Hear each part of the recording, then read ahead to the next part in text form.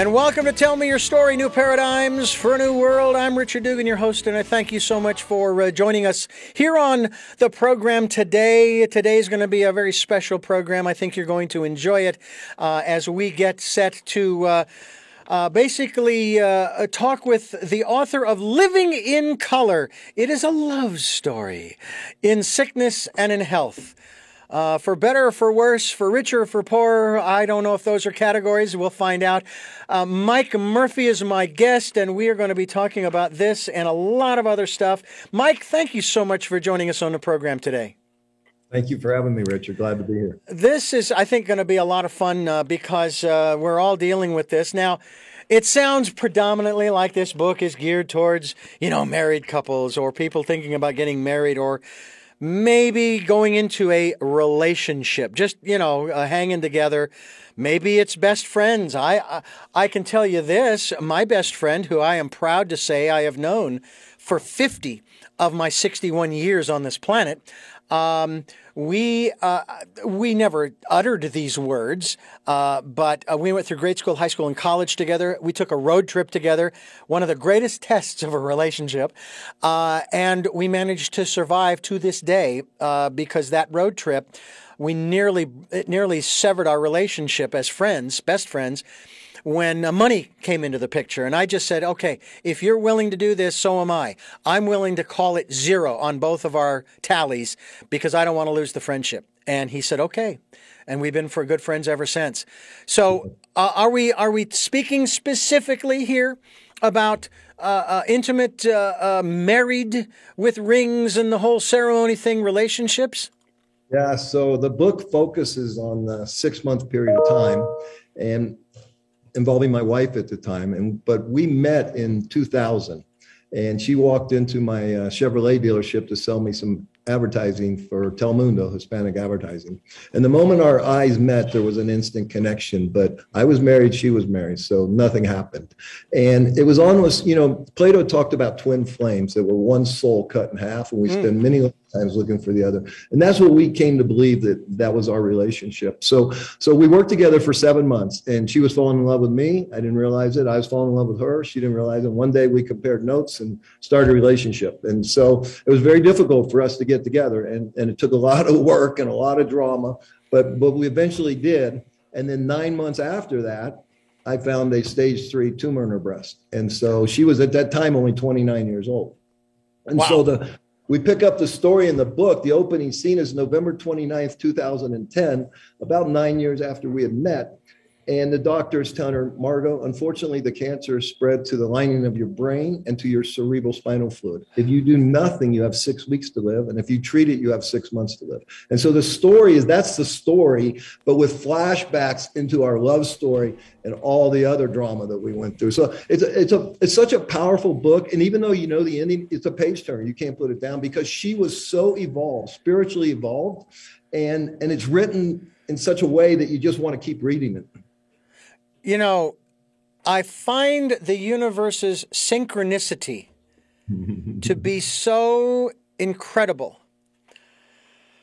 My present wife went through a diagnosis and surgery and treatment for a rare form of fallopian tube cancer in July of 2001. Wow. Same time we were going through it. Yeah. And so you and I are going to have some interesting notes to compare here. And one of the first questions that I asked her, and I think it was maybe right before she rolled into the operating room, I found out later she had already asked herself that question. And it's also the premise for my book, Choices, 5 Steps to Life. And that question was, and I asked it exactly this way, and with as much compassion as possible. Do you want to live or do you want to die? I may not like your choice, but I will support you in it, whatever it is. Did you ever face that particular moment with her? What's interesting, the first chapter of the book, so he gives us this news, and I immediately jump in, okay, what would you do? And she says, wait. She looks the doctor right in the eyes and says, is there any hope? I mean, that was her first reaction. Is there any hope? And he said, it would take a miracle.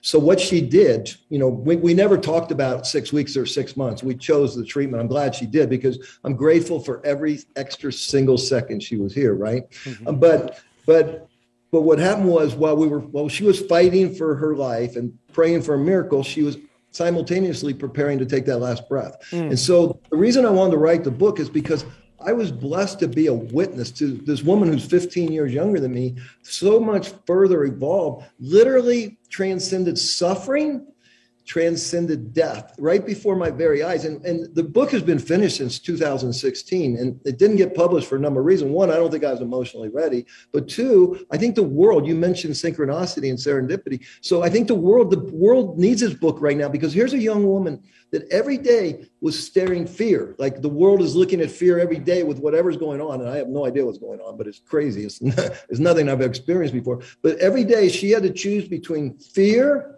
and look death in the face, and she always chose love. And I think that's what we need to do to raise the consciousness in this world right now, and to offset whatever's going on here, is we need to help one another, and that will raise the consciousness. And that was the beautiful lesson of this book, and the lesson that my wife gave to me. Now, you both were already married to other people.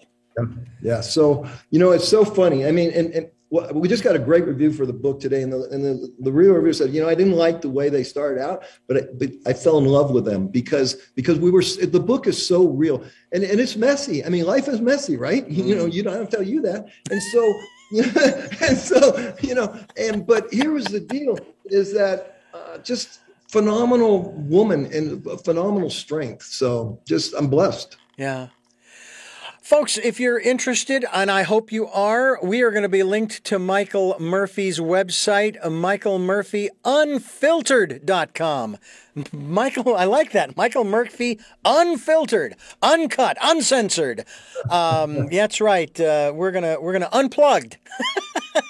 There you go. Let's do it. And by the way, let me just correct you. It's Mike, not Michael. It is Mike Murphy. My official name is Michael, but Mike's my nickname.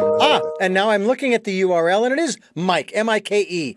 And I find this also very interesting, too, that you and I were sitting here chatting, and here I am, Richard Dugan, host of Tell Me Your Story. There you are, Mike. My brother's name is also Mike. It's funny how my sisters, they have all locked into and stayed with the first husband, whereas my brother and I, not so much. But, like you said, life gets messy sometimes. Let me add a couple things to that, too, because, I had married my first wife twice. And so in my first book, Love Unfiltered, I tell the story how when I was 14, I became a habitual runaway, juvenile delinquent, and quit going to school. And fortunately, and I was in a 12-step program when someone said to me, hey, your life is a mess, but I know somebody might be able to help you. And so I met the mystery man. That's a whole nother story, right? Mm-hmm. But my point is, one of my manifestations that I brought into my life was to remarry my first wife. And so the first time we had one child, and I walked out when the baby was 2 months old. And because I was a habitual runaway, and my parents always took me back. Well, I call her up and say, hey, I'm ready to come home. And she said, oh, no, sorry, we'll pass. So my first intention was to get back with her. So after being divorced for 4 years, she's hating my guts. We get remarried. We have 3 more kids. I become very successful automobile dealership in San Francisco Bay Area. We're making a lot of money, living in a beautiful home, beautiful life. I'm the last guy on planet Earth ever to get divorced. I promise you, it would never even cross my mind. And the day that Margot walked into my office, I was 43, she was 27 to sell me advertising. She'd only been married 2 months. And she's a very appropriate, classy person. It's just not, we're not the people to do that. But like I said, this connection, this connection that I believe went back many, many lifetimes, forever probably, and there was no stopping it. And now in hindsight, we have the luxury of 2020 hindsight, it worked out better. It worked out better for my ex-wife. It worked out better for her ex-husband. It even worked out better for Margot, believe it or not, who's not with us anymore. And it definitely worked out better for me. Painful, but the growth that we all went through, and my 4 children. So you never know, right? And so we get caught in judgment, and sometimes we don't jump in we don't follow our heart, we don't follow our path because of fear. And so I think that's the other lesson in this book. Wow. I got to tell you, the story is incredible, and it's so much better to hear it straight from you than necessarily reading a book. But I encourage people to go to your website, MikeMurphyUnfiltered.com. We will be linked to your website as well. This is Tell Me Your Story, New Paradigms for a New World. I'm Richard Dugan, your host, and we do bring you choices and knowledge of those choices to help make your dreams come true. We are talking with Mike Murphy, and he is a best-selling author, speaker, coach, and consultant. He's committed to helping you to manifest your deepest dreams. He's also the author and creator. We're going to talk a little bit about this in a little bit. He's the creator of the Creation Frequency, which is a project that distills the best lessons that he has learned over 30 years plus, I'm sure, of trial and error into the easy-to-use online course and book. Let me back up to the book that we are talking about here today. We're kind of featuring in this respect, and that is Living in Color. How did that title come about? Margot, I mean, that was her thing. You know, she said, she married the wrong person because that was the right thing to do. She was actually in love with another guy that, you know, was not you know, what her parents would approve of, right? Mm-hmm. So she took the safe route, college graduate, blah, blah, blah. But she wasn't fulfilled, right? She was living in black and white. These are her words. And she would always tell me, you know, I want to live in color. I want to live my life in color. And boy, did she ever. And, you know, the most beautiful thing about her, and you know, I love you naming your show, because she would always, when she met someone, tell me your story. Tell me your story. She wanted to know people's story. And when you were with her, it was as if you were the only person in the room. You know, she was just captivated and has such a beautiful smile, beautiful energy. And she loved to go scuba diving. What's more beautiful than that, right? So she just loved, and for her, that meant living. That meant not settling, just living and giving it everything. When she got diagnosed with cancer and she shaves her head, first thing she does is jump out of an airplane. You know, I mean, that's the kind of person she was. Well, let me just say that I have been shaving my head for the same reasons. Well, not for Margot, because I didn't know Margot. For my wife, my present wife, since September of 2001. Matter of fact, the story goes this way. I had long hair. I still have the ponytail. Okay, I had them bind it up, and then I still have it. But I said, you know what? I know you're going to lose your hair, so I tell you what. Let's go together to the hairstylist, and we will get our heads shaved together. Yeah. She was all in, and then she gets a phone call from her oncologist telling her, oh, by the way, the chemo they're going to be using not quite as severe, so you're just going to lose a little of your hair, not all of it. So she backed out. Well, I was all ready to go. I was just, I'm going to do this. And so I did. And I've been doing it ever since. God bless you for doing that, because, you know that's crucial. And my dear friend Dennis Bond, who has since passed, left this earth, who died, he was also bald. He would shave his head. And when I was training him at the radio station I was working for in Phoenix, 30 years ago, I think, something like that, he always told me, he says, you got to shave your head. You got a good skull. You know, they look good. And I never did until 2001. And so ever since I did that, he has always referred to me as his bald brother. So I love it. Let me ask you in reference to another area here. I asked you about whether or not you ever asked that question that I asked my wife in regards to living and dying. And of course, obviously, you were both committed to doing everything you could to maximize the days that you had left, not knowing how many there were. You became a caregiver, and it probably became a very, very challenging. You never signed on to be a caregiver. I mean, that wasn't the deal. But because you love the woman, as I love my wife, here's this huge challenge. And I will tell you, in all honesty, there was a point in time. Now, I started becoming that caregiver in August. Her surgery was August 10th, and she started her chemo in late August, I believe. So I waited on her hand and foot. And she even for a week or two she didn't go to work, and then she went back to work in spite of the chemo. So the woman is very strong. Yep. But I got to a point in November where it's like, oh my God, I'm exhausted.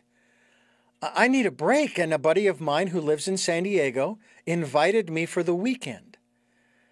Well, folks, I will share this with you. And again, this is not to cast any negativity on either my wife or I. There's no bad person in this scenario.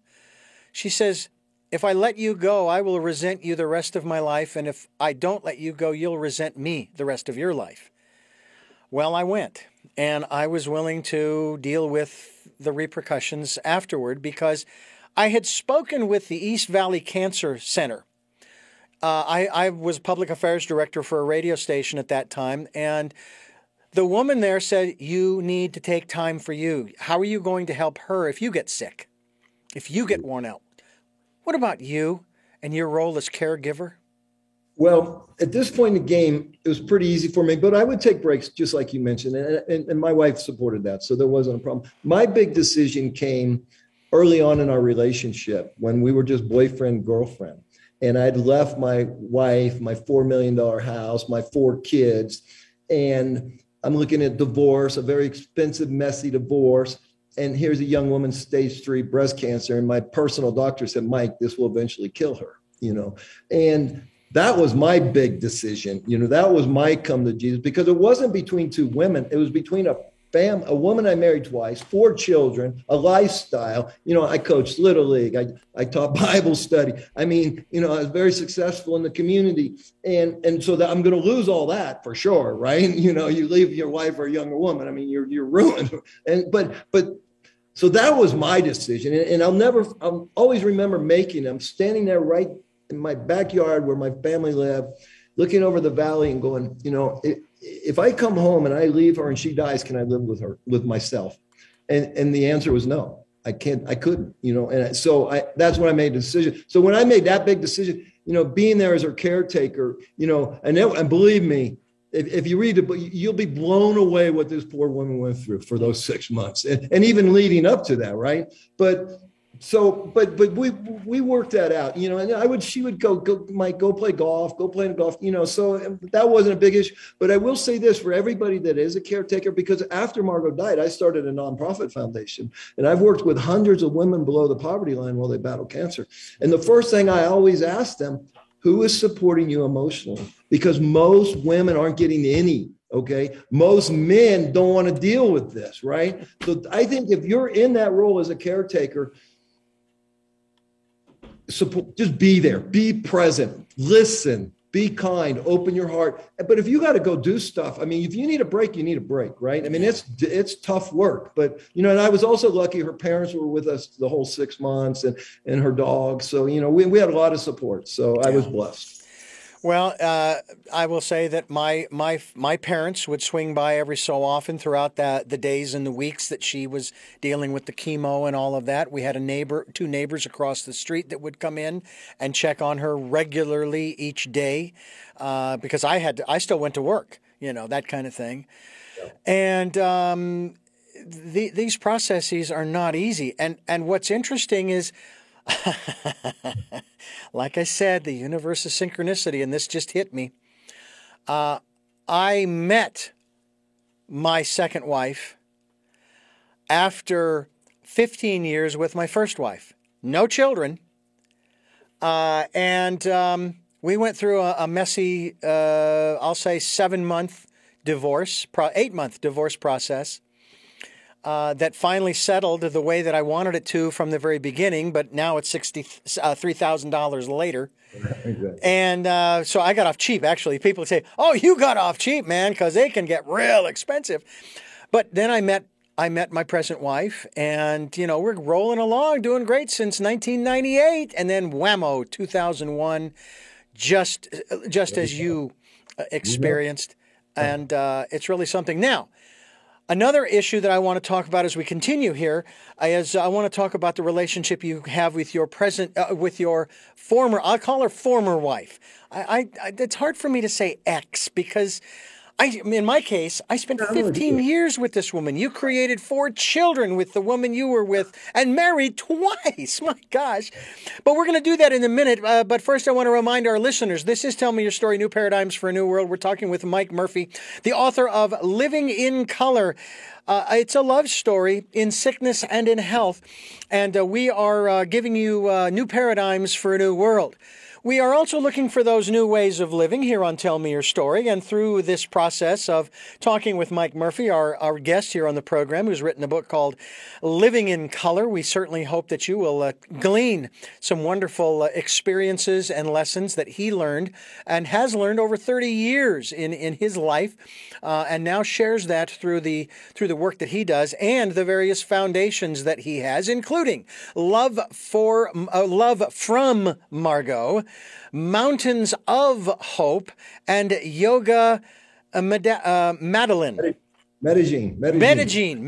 Oh, which is where I am right now, Medellin, Colombia. So you're now an international broadcaster. Absolutely, I love it. So we are going to talk about these foundations as well. But before we move any further into the interview, I understand that you have something special for those who are listening and watching Tell Me Your Story on this program. Yeah. So for your listeners, and by the way, in my book, Creation Frequency, one of your neighbors, Jack Canfield, wrote the foreword. So he lives right there in Santa Barbara. Yeah. In my first book called Love Unfiltered, I tell the story after my wife had passed away that, I never went to school. But I decided to go to a 10-day school called the School of the Work with Byron Katie, who's over there in Ojai. So my heart goes out to your listeners out there. Those 2 guys are amazing people, so I love them. So Love for Margot Foundation. So after Margot had passed, I got to tell you, you would think I would be prepared, right? I knew, she's given 6 months, it's 6.5 months, and but you always think you have one more day until you don't. And I was so devastated. My heart was so broken. I said, what I used to say is that, it was if I was defenseless. I had no defenses. And so in that state, my creator, who I call God, was able to go in, fillet open my heart, take out all the BS, all the arrogance, all the self-centeredness, and replace it with love. And so that's how I started to operate, from a big, wide open heart, no left brain, all right brain. And so I went out in the world like that. And of course, I got my ass handed to me, financially from a lot of different directions, because when you're weak like that, you're subject to, and you're trying to help and do good, and you have a pure heart. But I have to tell you, my net worth probably went up 5-6x, because I always say you can't outgive God. The more you give, the more you receive. So that was the beautiful lesson. But what happened was, right after she had passed, and here I am with this open heart, a dear friend of mine calls me up and says, Mike, my sister-in-law, her name is Amanda, she's moving down here from Wyoming because she has stage 4 breast cancer. She's 38 years old, same age as when Margot passed, 38, 3 children. She's a minority, no husband, poor insurance, no money, no resources. Will you introduce her to Margot's oncologist? I said, of course I will. So I take Amanda there, and he says, okay, let's do some tests. They always got to do, you go to a doctor today, the doctor tomorrow wants to do the same test. Tell me this isn't about money. Okay, so he orders all this stuff. But while I'm doing this with Amanda, we probably went to a couple minor surgeries and a couple testing things. And what I noticed is that they treated her differently than they treated Margot. They would talk down to her, talk over her head. And I just felt uncomfortable. That was my only observation. But then we got back to Margot's oncologist, and he says, Amanda, the best protocol to extend your life are these 3 chemotherapies simultaneously. Unfortunately, your insurance will only pay for 1, so that's all I can give you.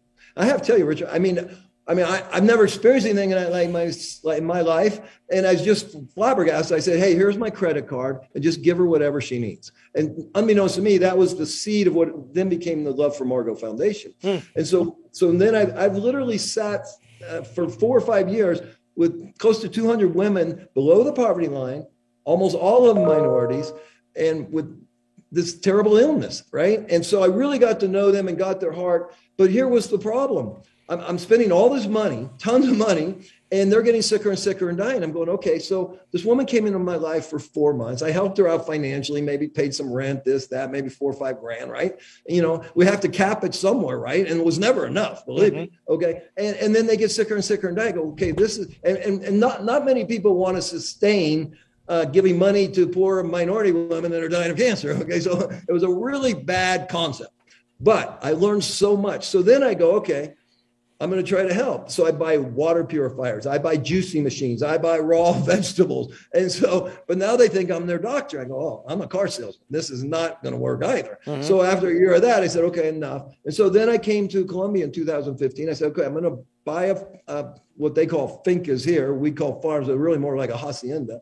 So I buy this place and we're going to do retreats and we're going to create a place.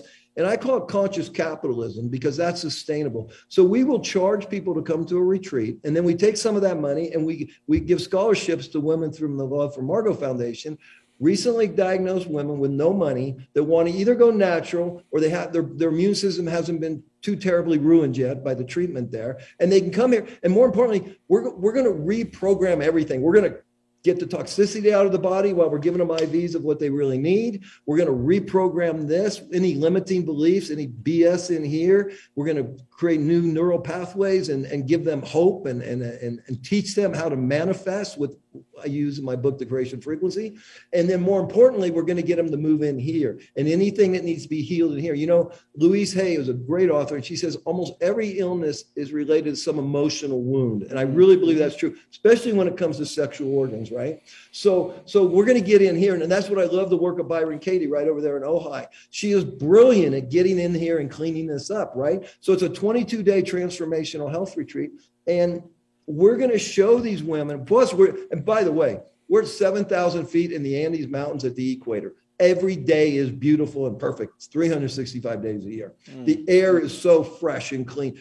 I always tell my friends, if you can't heal here, you're not going to heal anywhere. So the environment is great, but we're going to give you it's a juice detox, it's a water, whatever you need. It's medically supervised. And we're going to put you in, we're going to teach you how to heal yourself because here's the bottom line. There are no victims. We're either all victims or none of us are victims. And so I say none of us are victims because then we can take our power back. And when I get my power back, I can learn to heal myself because truth is, doctor's not going to heal me. Nobody's going to. Me and my creator are the only ones that can heal me. And that's what we're going to teach them. So we're super excited about that. And you mentioned something for your listeners. I want to bring it up right now.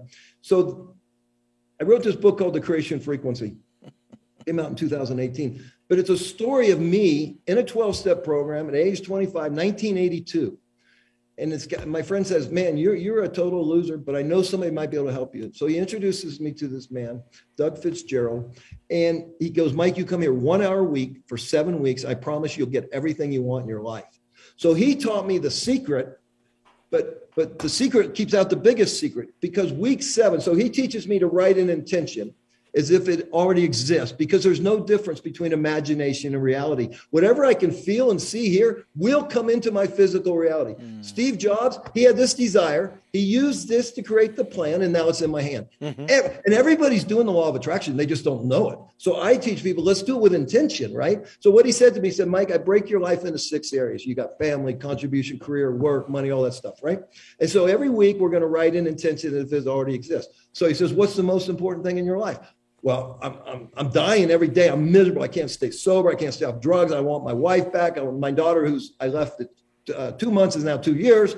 And I want my family back. I don't want some other guy raising my daughter. He goes, okay, we're going to write it. So we write it. Now, this woman hates my guts. And I could barely pay the $187 a month child support. Okay, that's it. And I had a $100 car. I couldn't even close the door. I mean, I no education, no credit, but bad credit, no future. Couldn't rub 2 nickels together. So we write this intention. Lisa and I are still happily married. Our daughter, Michelle, thrives in this marriage. Blah, blah, blah. About a paragraph, 2 paragraphs, right? Next week, what do you want? I want to own my own business. Next week, what do you want? I want to make $10,000 a month. Next week, what do you want? I want to run a marathon. Next week, what do you want? I want to build a boys' home contribution. So we create these 6 intentions. Week 7, this 1982, he brings out a boom box. Now, for you youngsters out there, that's what we used to use to listen to music on, okay? He takes a cassette tape, okay, which you've probably never seen one. And this cassette tape has theta brainwave music. Then he gives me a tape recorder. He hands me a microphone. And then he hands me a relaxation script. And I already have my 6 intentions. He says, Mike, you're going to read the relaxation script because we're going to put you in a self-hypnotic trance. The music's going to help get you into this, past the conscious mind, into the subconscious mind. And that's where miracles, that's where you live. That's where your youth programming takes over. And that's where you're usually living. Okay. And we're going to make it conscious for you because we wrote these intentions and you're going to be conscious of them and you're going to have intention. So then I record my intentions. So 7 weeks later, I leave with a cassette tape and he was charging me $50 a week. So I'm $350 poor. And I didn't have it. The first week I wrote a bad check. So he goes, I want you to listen every morning, every night. Okay. Within 4 or 5 months, I own my own restaurant. 2 years, she calls me up and says, hey, can you take me to a Christmas party? We get remarried in 6 months, have 3 more kids. I go on $10,000 a month. I made as much, probably $500,000 a month. I mean, so my point is this, everything that he taught me came true. Now, what happened? I became very wealthy and successful. And what does Tony Robbins say? When we're successful, we party. When we're not, we ponder. So I kind of screwed up with Margot because I'd left that behind me, right? And I didn't bring it out of the trick bag till it was too late with her, right? Because, when Chica was diagnosed, we were just boyfriend, girlfriend. I'm not even in the room when they're talking about whether they're going to freeze eggs or not. And here's a poor girl that desperately wanted to have a baby, right? Yeah. So it was very awkward. And then, of course, we get married, and then, we trust the doctor. We trust all this, right? We have faith. And then later on, we realize, hey, maybe we should have looked at other alternatives, right? Who knows?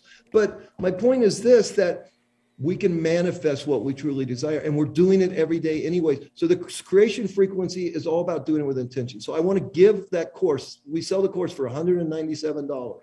So if your listeners buy the book, just buy Living in Color. It's $2, I think, Kindle right now. It might go up in a few days. And then paperback's $15. So invest in the book. I promise you, the book is good. You're going to love the book. I promise you. Everybody that's read it, everybody's read a review. It will touch your heart, and it will stay with you a long time, and it will inspire you. So buy the book. Send me proof of purchase, Mike at MikeMurphyUnfiltered.com. Just proof of purchase that you bought it at Amazon or wherever, and I will send you a promo code to get the course for free. And if you take this course, I promise you, your life won't get easier, but it'll get 10 times better. Okay. Because it does take work. That book, Think and Grow Rich, I love it, but we got to work. We got to take some action.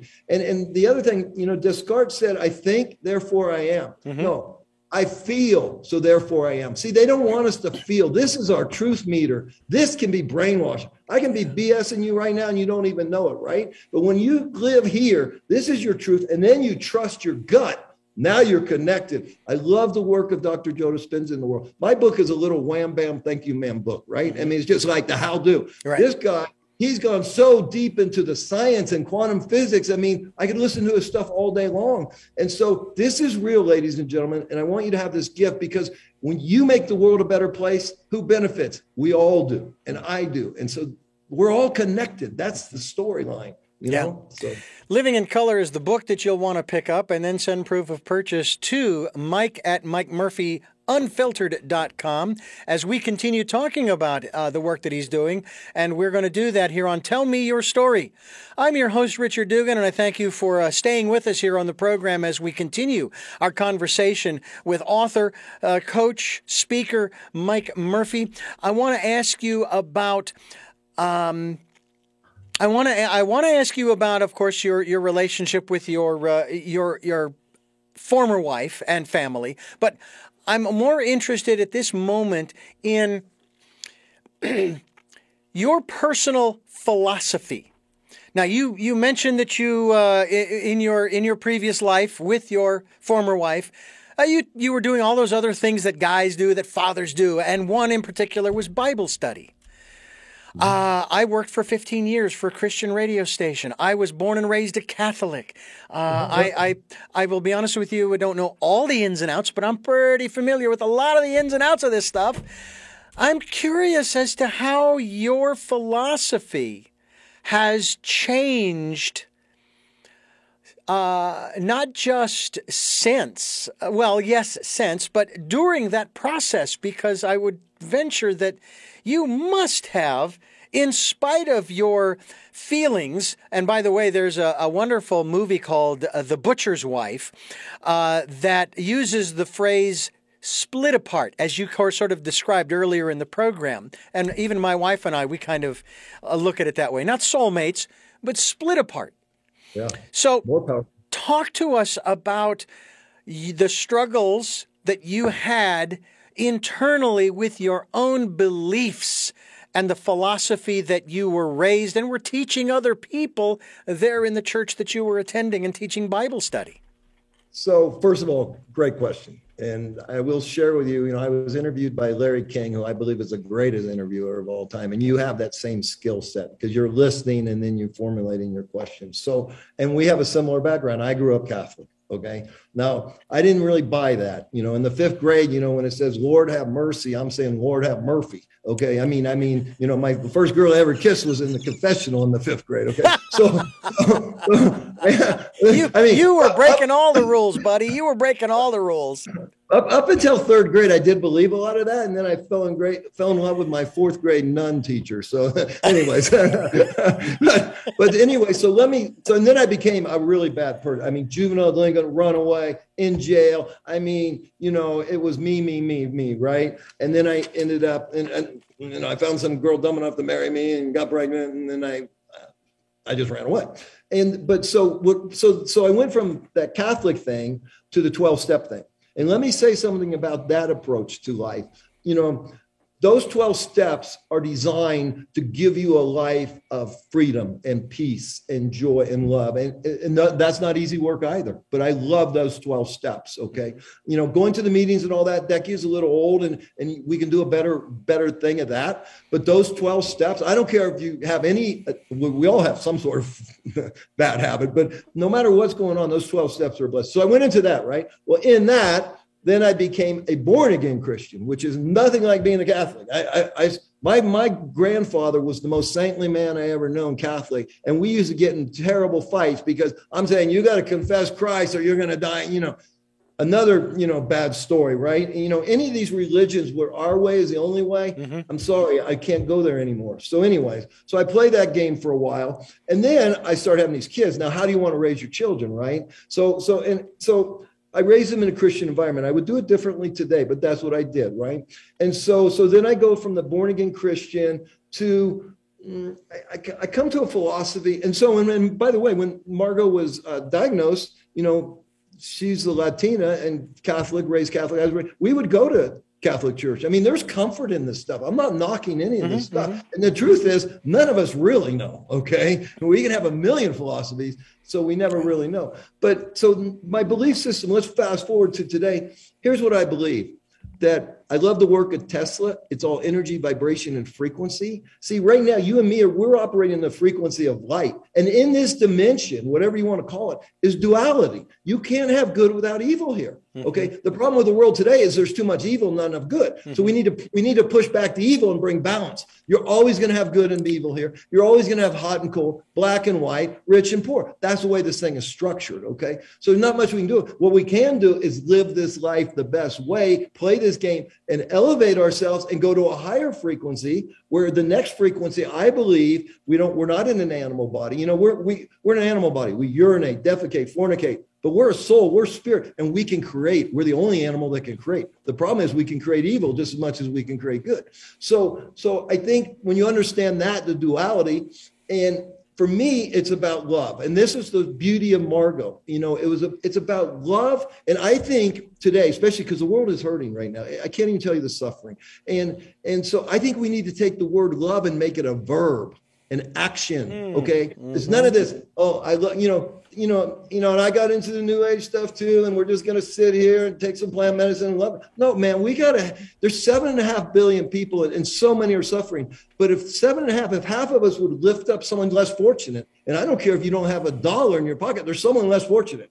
And if you can lift them up, it could be a smile, it could be a conversation, it could be holding their hand. I don't know. But if we all did that, you know what would happen to the consciousness in this planet? And let's talk about consciousness, because you and me, we have our individual consciousness, and we can pretty much control that, right? But there's the collective consciousness. And there's days, that's when you wake up some days, you're just depressed, and because you're picking up that energy. They have 9/11, they can show you, graphs, technology, where the emotional energy of the world just plummeted. Then you have these great teachers, Joe Dispenza being one, where they'll do these big meditations in the city, crime will drop. We are all connected. And, in my book, I talk about, I long for the day where family is defined as the human family. Okay. So I have a wife, I have kids, but that's family, right? But there's the human family, and we've lost that. And I think for us humanity to survive and keep going, we need to find it again. We're talking with Mike Murphy. He's the author of Living in Color. It's dealing with, of course, a love story in sickness and in health. And we are talking with him here on Tell Me Your Story. We do have new paradigms for a new world, and we're giving those to you through the choices and knowledge of those choices that will help to make your dreams come true.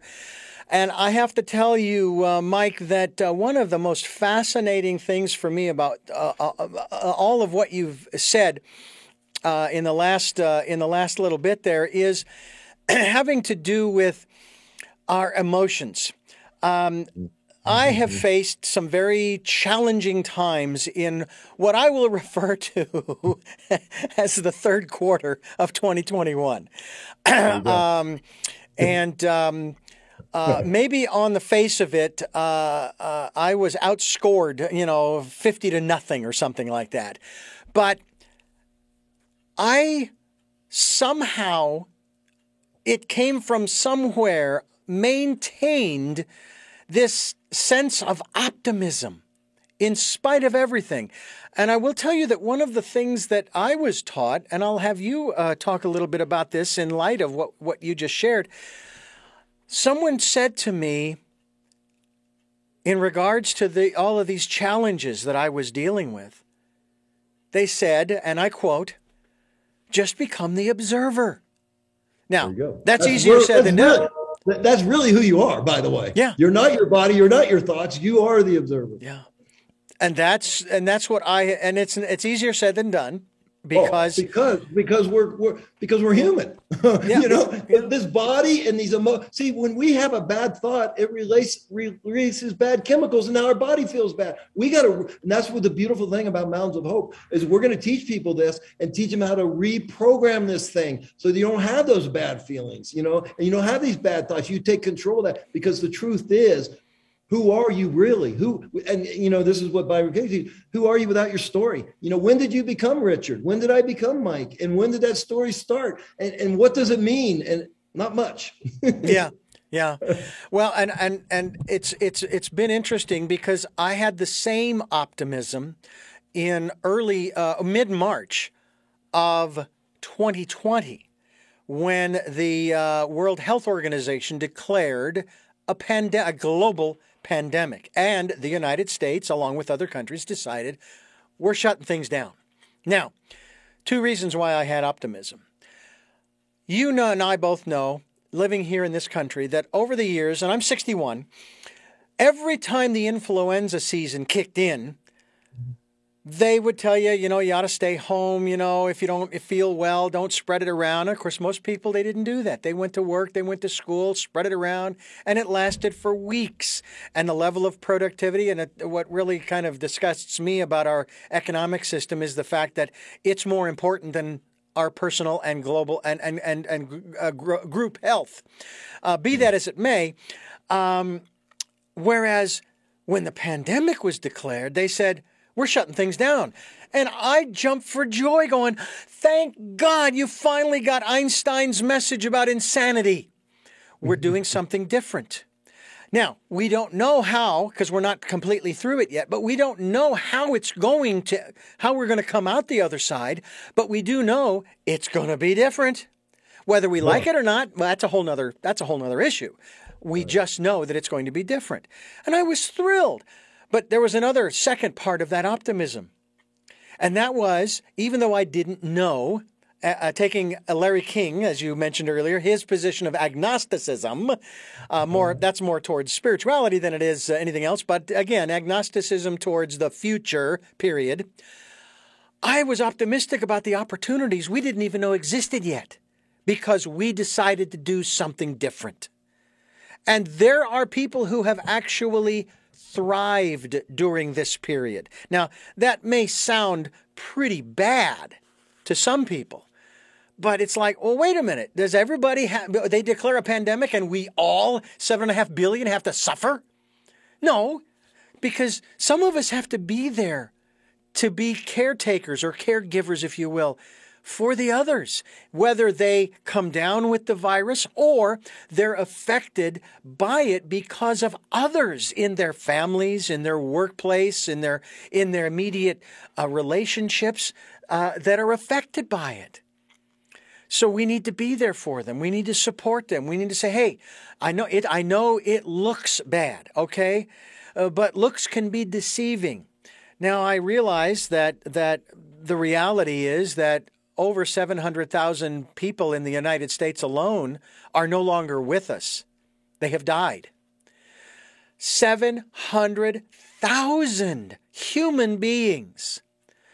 700,000 different potentials that could have contributed more to our way of life, our civilization, our raising of the consciousness, as you've talked about it, which is what this program's all about, that aren't with us anymore in the animal body, as you talk about. Let's talk a little bit about that aspect of dealing with these, I'll call them challenges, okay, these events. And what we like to do, Mike, is we like to use the analogy of a circle. There's an event going on in the circle. And what we want you to do is we want you to go and move around the circle, looking in at that event, and get a different perspective from each point, as many points as you can along that around that circle. And become that observer. Do the best you can to get out of your emotions. We're not denigrating emotions. They are very important because they help us to release stuff. But as the observer, and you begin to get a different perspective, hey, it can change things. Well, you're absolutely correct, and I applaud your optimism. But it's been a difficult 18 months or 2 years, right? Because there's so many narratives and there's so much division. And now there's censorship, which I don't understand. And so there's a lot of things are changing in America, right? And then there's the economics of America, the debt that no one talks about. I mean, we're just going to keep clicking that mouse until I don't know when. Yeah. But because I've had a car dealership in Oakland, California for 25 years.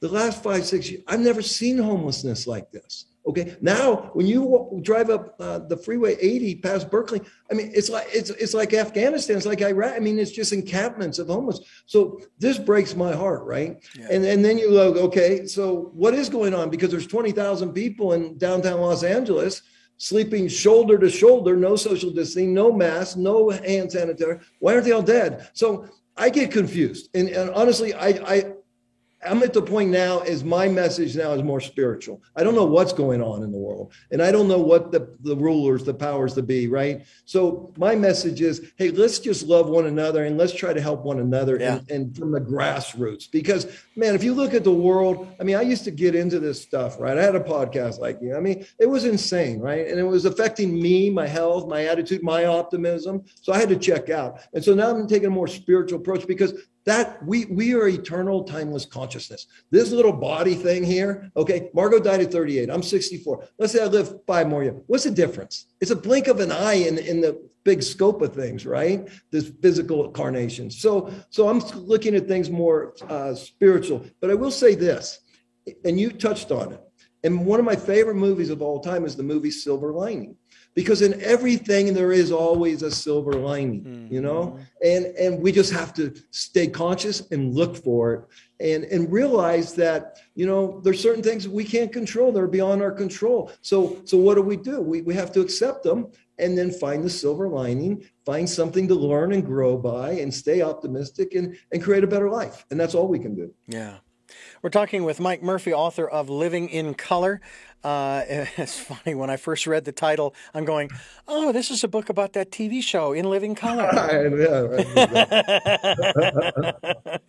And of course, we love the colors that we see in this world, a myriad of them, including the blue skies. And of course, here in California, it's been challenging this spring, summer, and fall. But things are cooling down. I'm loving that. And it's feeling like fall and heading towards winter, despite what they're saying about the coming season and a lack of rain, but it's going to be cold. And I'm just thinking, okay, well, I still, I don't know about you, Mike, but I still have this idea, and I realize that it's probably as much of a pipe dream as some of these other ideas they've had for a rapid rail service between, I don't know, Los Angeles and Sacramento, or I know that a futurist and an architect by the name of Jacques Fresco, who has the Venus Project out of Florida, Florida. And he has talked about how they will eventually have rapid rail where if you are in Los Angeles and you want to go to lunch in New York and be back for your afternoon meeting, it's going to be possible because these things are going to travel like 4,000 miles an hour. You want to go to Italy, you want to go to Paris, France, and have a dinner and be back before the kids go to bed, you'll be able to do it again because these things are going to be traveling so fast. Mine has to do with, okay, when it snows up north, and I don't mean Northern California, I mean up north like Nebraska, North Dakota, Wyoming, okay, where the snow is 8 feet deep or what have you. Why aren't we gathering that up and shipping it out? I mean, there's no way you're going to make a huge dent in that water, that ice, that snow, if you remove it, that Wyoming and North Dakota and Nebraska are going to miss it. Okay, you get permission, you get a lease, whatever, and you then start piping it through, whether it's pipes or you truck it. It just seems like such a waste in one sense. But I also know, too, that the water, when it melts, it goes down the rivers and it does its thing that way. It just seems to me like there's so many other things that we could be doing to be more sustainable and utilize the resources now that in the 21st century we do have these incredible technologies. But, and this is kind of where I'm going with this, technology is really not going to help us when it comes to going within and listening to our intuition and our still small voice, is it? No, you just hit the nail on the head, in my opinion, because yes, it's all this. Our life is here, right? And we don't go inside, and we don't live from our heart. You know why? Because it's painful. It hurts. Mm-hmm. When I live up here, I can make shit up, right? Excuse my language. But when I live here, and feelings hurt. Okay, let's face it. They're great when they're good, but when they're bad, they hurt. And so that's why most people don't want to stay here. But the thing with technology, and I just watched a great show on Netflix. I couldn't stop watching, called Startup. And the story is a gangbanger, drug guy, Haitian guy in South Florida, a white rich kid in South Florida, and a Cuban computer hacker all get together and create a startup. So they created like a Google. But what you see is all about money. Everything is about money. There is no heart. All these corporations running the world. Okay, look at Amazon. I mean, how many guys like you and me did they put out of business? How many families suffered? And now Amazon's great. Don't get me wrong, but is it really good? What have we gained and what have we lost? Okay, mm-hmm. Because they're a giant. You can't. Try talking to them. It's impossible, So I think we've lost our soul. Corporations don't have a soul. They don't have a heart, So I think we've lost a lot of that. And then now integrity, where they don't have integrity. They're loyal to their shareholder. You mentioned bringing the water down, and the first thing I think to myself is, okay, what company, what global corporation is that going to hurt? Even though it's going to help mankind, whose balance sheet is it going to hurt? Because that will never happen because of that. It's all about money and power. And therefore, we've lost our soul because we let these giant corporations run our life. And then when you get into this stuff, I mean, boy, it's here. I wish it wasn't. That's all I can say. And I have a good friend, Dr. Robert Young, wrote the pH Miracle. And, he said, he was on a show the other day. He says, all those geek kids we made fun of when we were in high school? Well, now they're running the world and they're out to get us. And sometimes I feel like that dealing with this stuff, and we're similar in age, right? So I'll go, okay, I'm going to take a whole day and I'm going to learn this. Okay, I got to learn this. Oh, I learned it. 60 days later, new program, new version. And I know nothing again.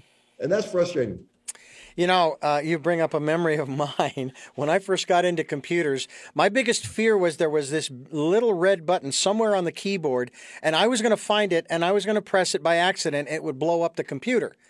Well, once I realized there was no little red button that was hiding there waiting for me to push it to blow up the computer, I went to town and I started building them. I started building There you computers. And I had a blast doing it because it was to me, it was like building models as I did when I was a kid growing up. Only in this case, it was a working model. And I knew that I built it right when it worked. But the memory that flashed in my mind was of the first operating system that I used, which was Windows, and it was Windows 3.1. Yeah. And I have probably what would be considered a PhD in installing Windows 3.1, because every time I would install it, then I would go through all of the files that it installed, and I would say, well, I don't need this one, and I don't need this one, not knowing what in the heck they're used for. I just figured, get rid of that, and then the program wouldn't work again. And for some silly reason, I kept doing that until I realized, oh, you need the DLLs and you need the EXEs and you need the INI files. Don't start deleting stuff. Leave it alone. So yeah, I'm with you there. And it's like, I'm still using a phone that I've been using probably for 5 or 6 years. So I haven't upgraded my phone. I'd like to. But what's really frustrating for me, and this goes back to the whole money thing. Yes, Richard. Yes, it's a $900 phone. We'll give it to you for free for signing up for another year or 2 years, or whatever. However, you're going to have to pay the taxes on it, and that's $200. I'm going, oh, wait, then it's not free. Oh, it is free because you're not paying for the device itself. You're only paying the taxes on the device. But the taxes are part of the price, which is usually factored in. It's like, oh. So, that's just kind of the way that it goes. We're talking with Mike Murphy, the author of Living in Color. It is a love story in sickness and in health. I'm Richard Dugan, your host, and this is Tell Me Your Story. We are bringing you new paradigms for a new world here on the program. Every Sunday at 7 a.m. and 7 p.m., Monday mornings at 1 a.m., streaming live at those times at richarddugan.com. But don't forget about the Wednesday special edition of Tell Me Your Story. That's 9 o'clock Wednesdays. It's 9 a.m., okay? So make a note of that. The podcasts are on SoundCloud, iTunes, TuneIn Radio, Spotify, Stitcher, Player FM, Blueberry, and a bunch of other locations, including Amazon Music, as well as iHeartRadio. And we're also on YouTube where you can watch these interviews. Hope you'll subscribe to any or all so that every time I upload a new video or audio, you will be notified and you can take a listen to it. And again, over 50,000 listens as of this broadcast. It's wow. I kind of was looking forward to that as I hit 45,000. I wasn't thinking too much about it when I was in the 30s, but wow, that's pretty cool. I'm thrilled. I am absolutely thrilled. We also hope that if you'd like to support the work that we are doing, as many have, and we are grateful. Thank you for those who have supported us and who will support us. We do have a PayPal account for your security as well as ours. And when you go to send, they're going to ask you for an email address. And the email address you put in is richard@richarddugan.com. And we use PayPal for your security as well as ours. We also hope that you'll participate in the Decade of Perfect Vision, the 2020s, where we encourage you, as we were just talking about, going within and listening to that still small voice. And one of the other things I want to talk about in that regard, Mike, is the aspect of getting to know self. You kind of quoted Descartes and in regards to I think, therefore I am, and you kind of modified it to I feel, therefore I am. And we have a lot of feelings about our past. And we've even talked about the aspects of forgiveness or the lack of the need thereof.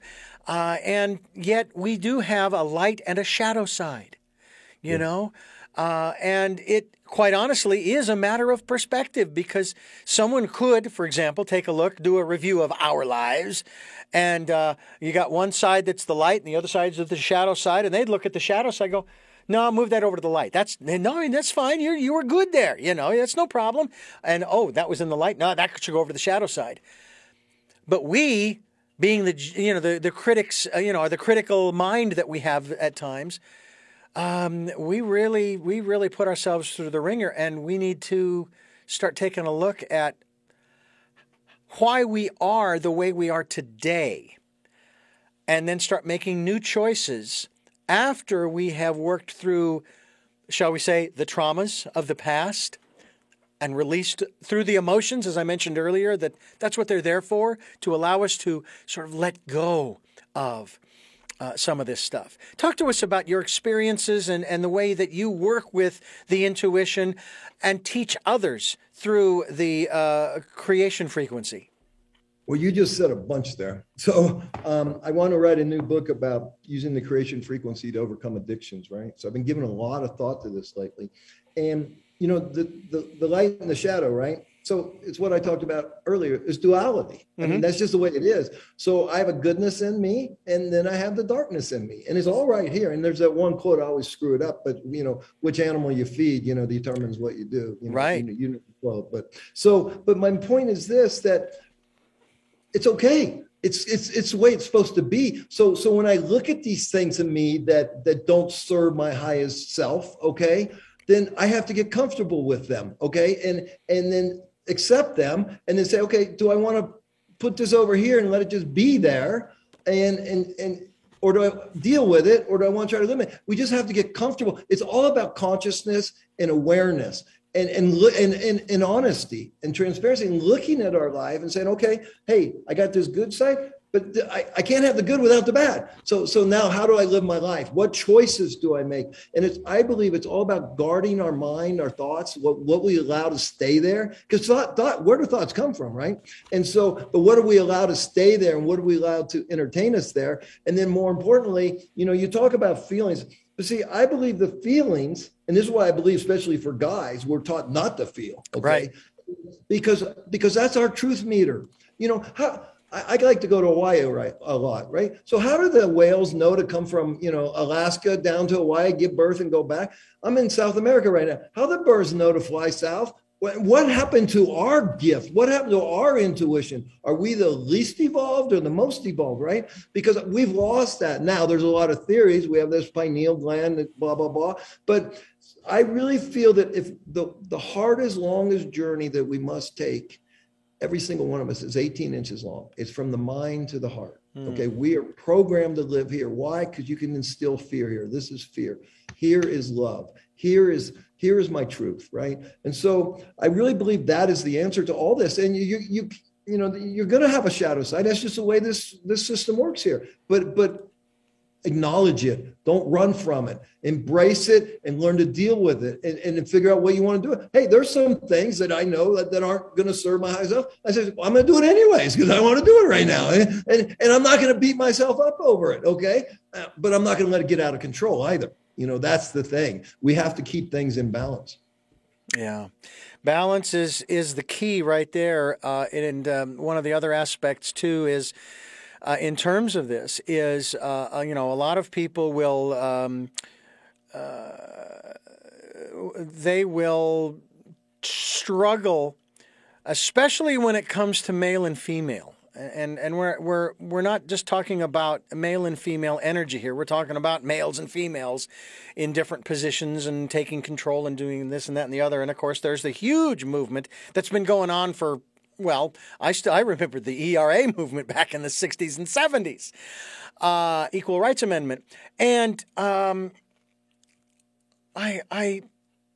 know that it is not women's goal in this case to take over. And I've talked to a lot of women over the years, over 40 years of interviewing. They don't want to take over. It's just using the same word that you just used. They want to have a balance, shall we say, of power. They want to participate equally in this process we call life in all aspects.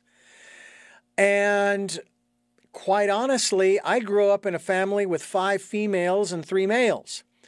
I am more than happy to live under a matriarchal society, but again, that is not what they are gunning for, if you will. That's not what they want, as it has been explained to me.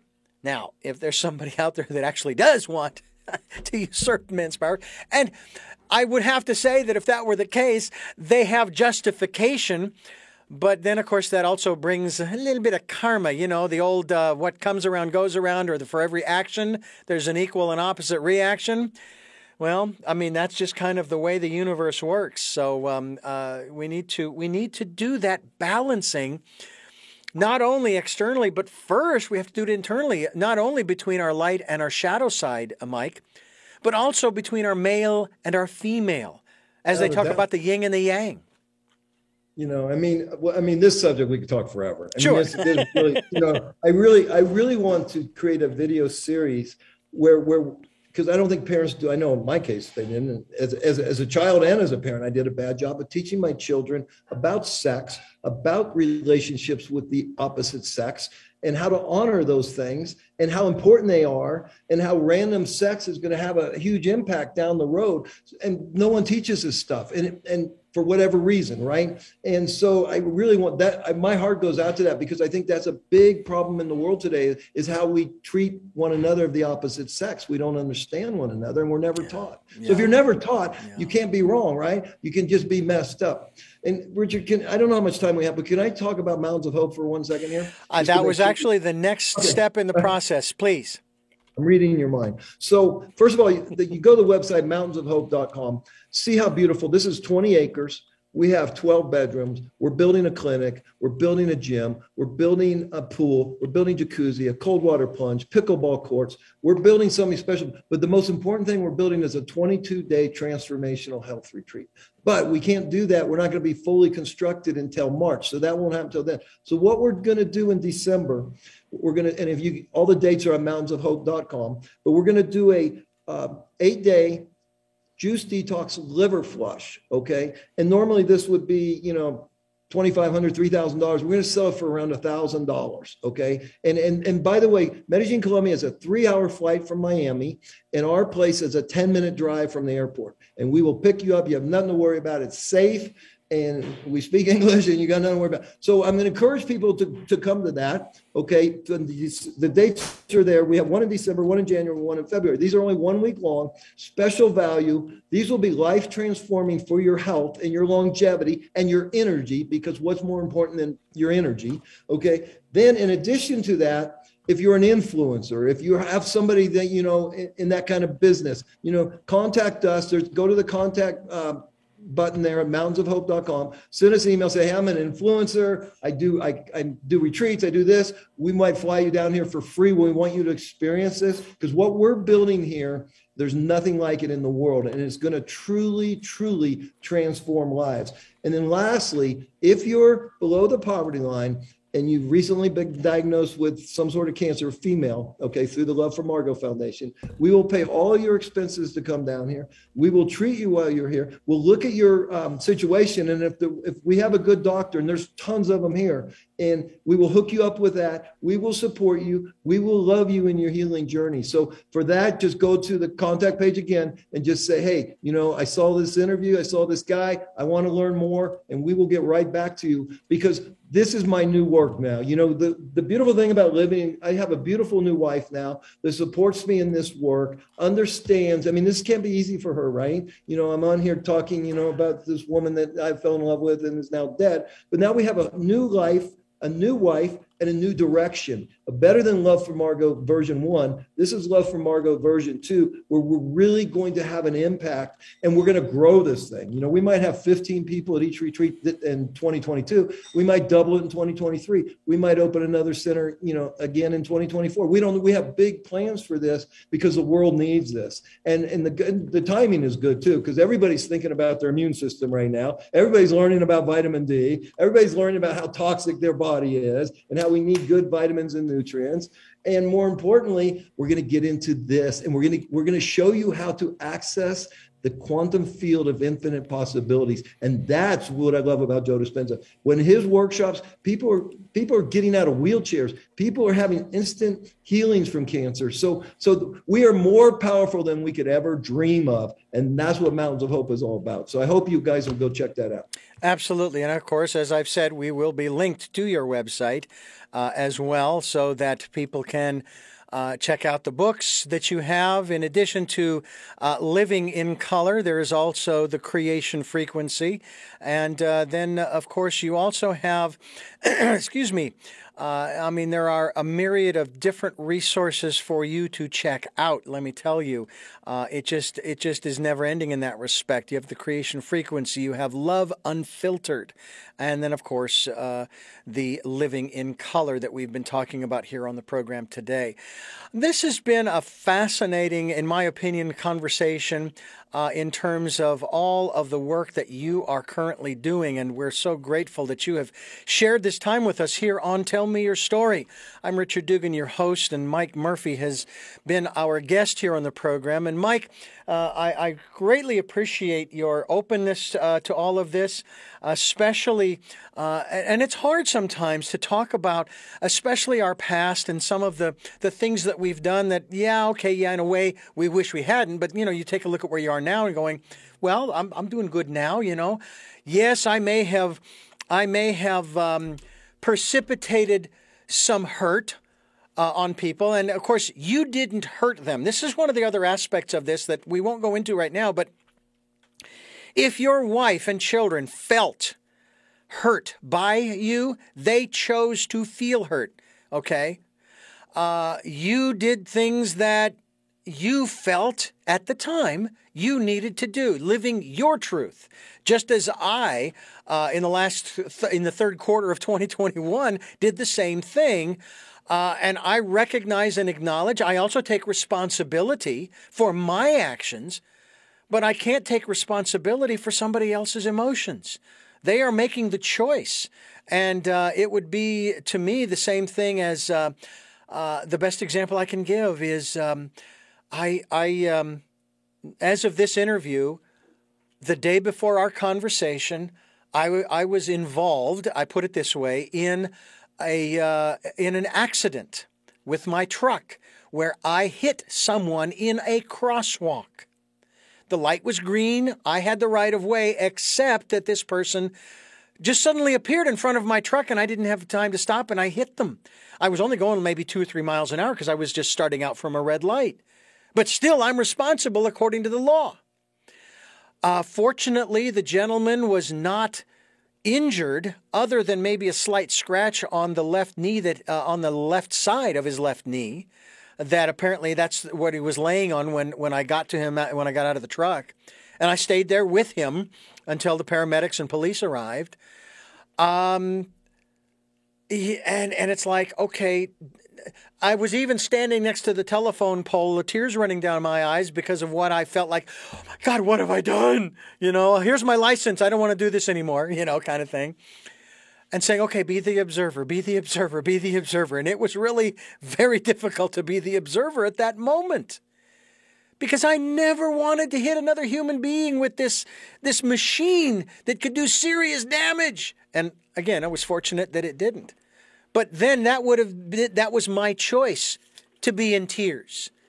That was my choice to try to become the observer, to try to better understand, okay, what is the lesson the universe is trying to teach me here? And I'm still processing that because it's still fresh in my mind.